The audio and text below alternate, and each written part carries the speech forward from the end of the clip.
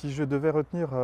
une évolution fondamentale de ces 30 dernières années, ce serait principalement le phénomène que l'on observe de dissociation entre les dynamiques économiques locales et les trajectoires de développement social des territoires.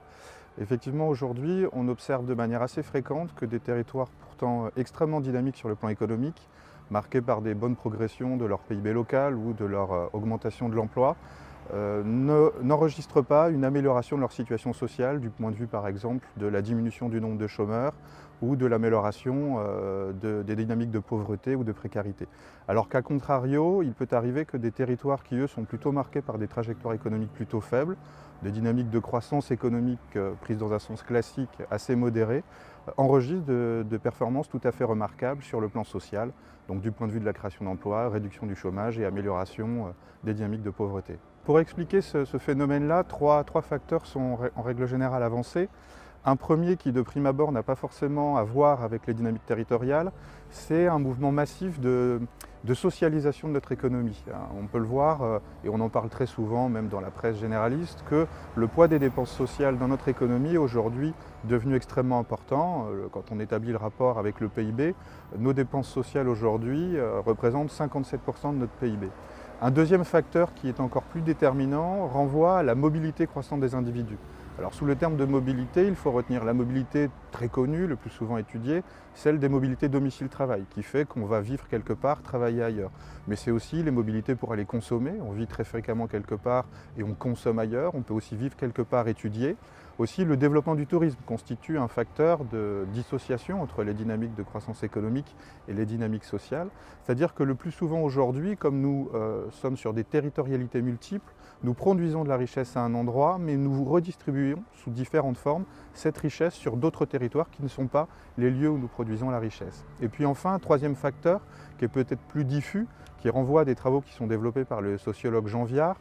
font écho à ce qu'on appelle la société du temps libre. Aujourd'hui, comparé notamment au siècle passé, nous travaillons beaucoup moins, dans un rapport de 1 à 2 quasiment, qui fait que notre rapport au territoire a considérablement changé et fait que nos pratiques des territoires sont très variées et vont faire que du coup, nous vivons à un endroit donné, nous pouvons y travailler, mais aussi certains, pour l'exemple le plus archétypique, peuvent avoir par exemple une résidence secondaire et vivre véritablement sur 2 territoires et donc du coup vivre à un endroit, travailler à un endroit, mais le week-end par exemple consommer au lieu de sa résidence secondaire. Ces 3 facteurs du coup sont générateurs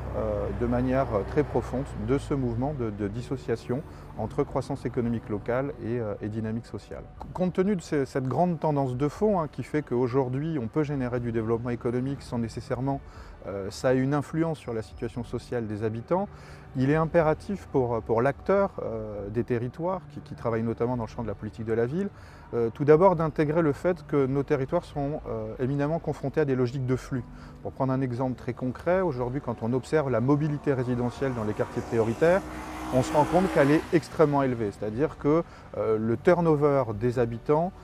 demeure très fort. Un habitant sur 2 a tendance à déménager sur des périodes de plus en plus courtes. Donc il est impératif aujourd'hui pour l'acteur qui intervient dans ce champ du développement économique à l'échelle des quartiers d'intégrer l'influence extrêmement significative de ces logiques de flux qui viennent un peu percuter d'une part les représentations standards dont on dispose, mais aussi les dispositifs usuels qu'on a tendance à mobiliser.